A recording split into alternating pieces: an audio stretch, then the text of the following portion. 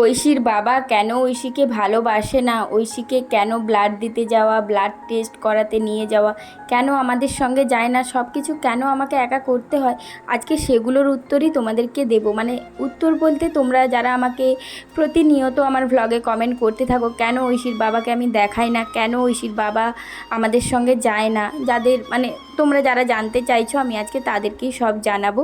তো দেখতেই পাচ্ছ এখানে আমি ঐশীর জন্য এটা রাত্রে ভিডিওটা করেছি, তো ঐশীর জন্য একটু কুমড়ো আর ভাত এটা কিন্তু মানে ওর জন্য একটু মাখিয়ে নিচ্ছি।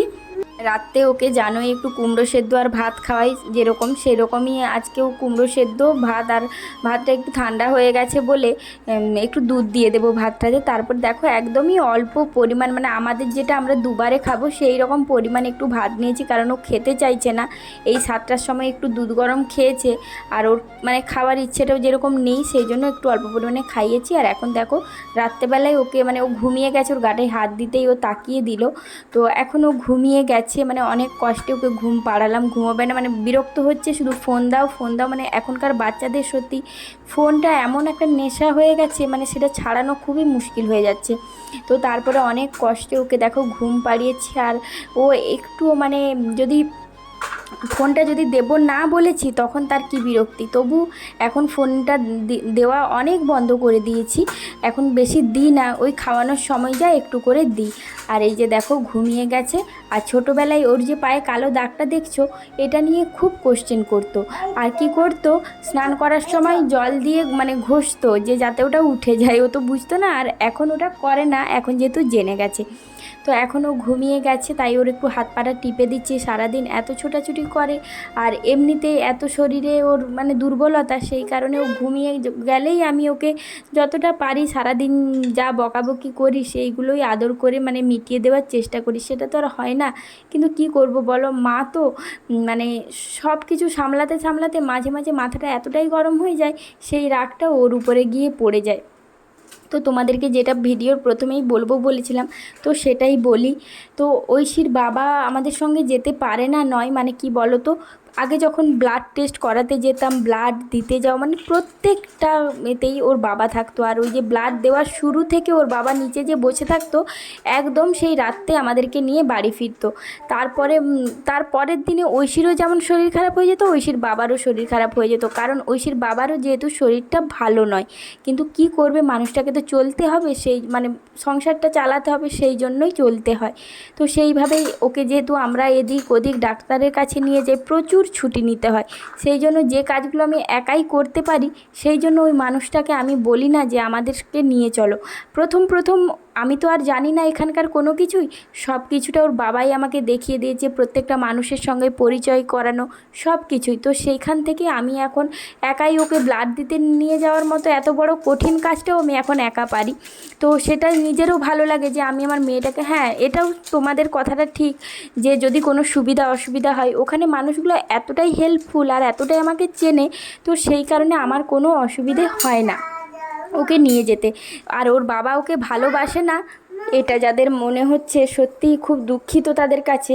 কি বলো তো, তোমরা ঐশীর বাবাকে ক্যামেরায় দেখতে পাও না বলে তোমাদের এই জিনিসগুলো মনে হচ্ছে। একটা মেয়েকে তার বাবার থেকে মনে হয় না কেউ বেশি ভালোবাসে। আর ঐশীর সঙ্গে আমার বন্ডিংটা এতটা বেশি, কারণ ও সারা দিন রাত আমার সঙ্গে থাকে। একটা মায়ের সঙ্গে সন্তানের বন্ডিংটা অন্যরকম হয়, যেহেতু বাবা বাড়িতে মানে 24 ঘন্টার মধ্যে হয়তো 12 ঘন্টাই থাকে না, এইরকম একটা সিচুয়েশন ওর জন্য।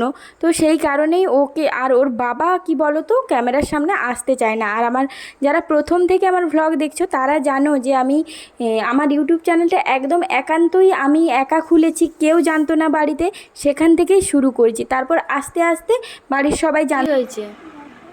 বাবা বাবা তো বাজার গেছে, আমাকে নিয়ে যায়নি বলে মন খারাপ।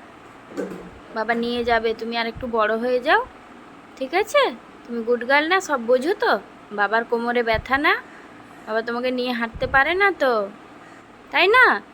সোনা গুড গার্ল, তুমি একটু বড় হয়ে যাও, তুমি বাবার হাত ধরে হেঁটে হেঁটে যাবে, বাবার শরীর খারাপ না তাহলে। আশা করি কিছুটা হলেও তোমাদের ডাউটটা আমি ক্লিয়ার করতে পেরেছি, কেন ঐশীর বাবা আমাদের সঙ্গে প্রতিবারে ব্লাড টেস্ট ব্লাড দেওয়াতে যেতে পারে না।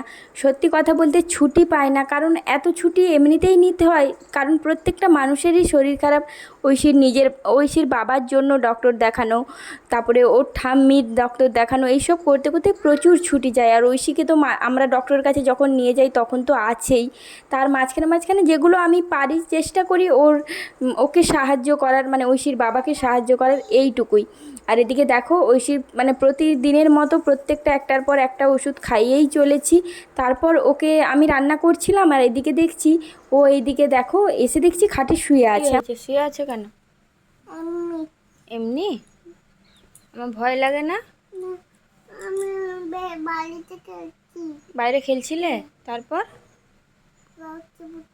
ভূতু বকছে? তাহলে বাইরে খেলার দরকার নেই, তুমি ঘরে শুয়ে থাকো, ঠিক আছে? বাইরে খেললে সত্যিই তো যদি লোক ধরে নিয়ে চলে যায়।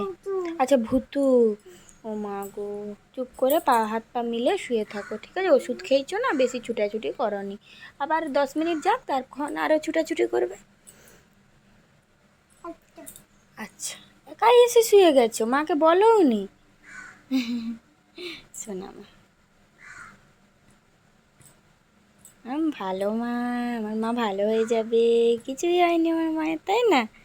আমার মা স্কুল যাবে, এত বড় হবে, কত কি শিখবে, নাচ শিখবে, গান শিখবে, নাচ শিখবে, গান শিখবে, ক্যারাটে শিখবে, কত কি শিখবে, তাই না?